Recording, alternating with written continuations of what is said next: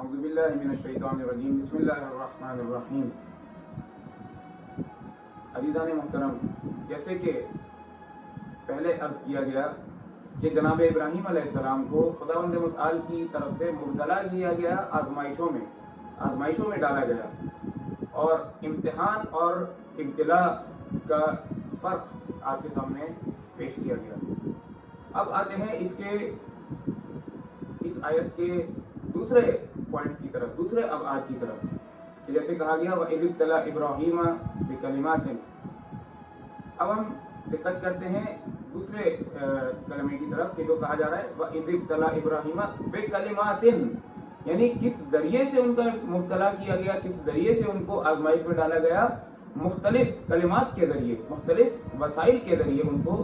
آزمائش میں ڈالا جا رہا ہے۔ اور جب ہم کلمات کی بات کرتے ہیں تو چلتے ہیں اور رجوع کرتے ہیں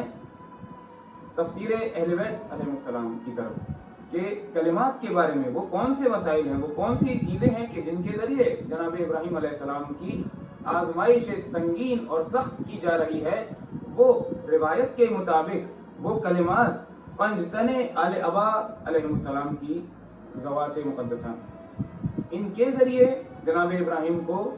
آزمائش میں ڈالا جا رہا ہے، اور یہ وہی ذوات مقدسہ ہیں کہ جن کے ذریعے، جن کے وسیلے سے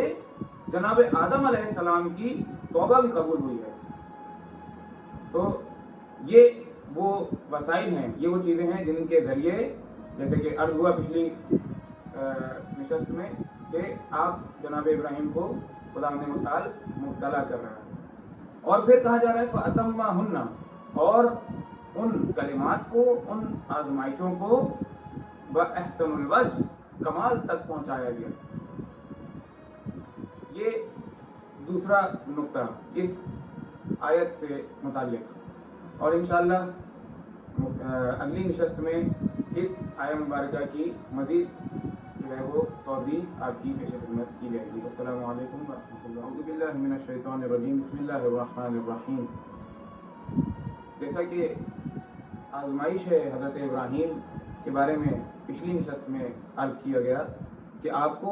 آزمایا گیا کلمات کے ذریعے، اور اب اس آیہ مبارکہ کے اگلے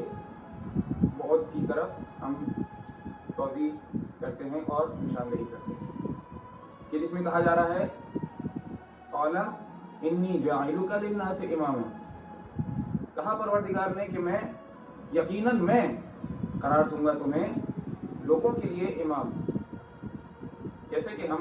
عید سعید غدیر کے جس میں اعلان امامت اور اعلان ولایت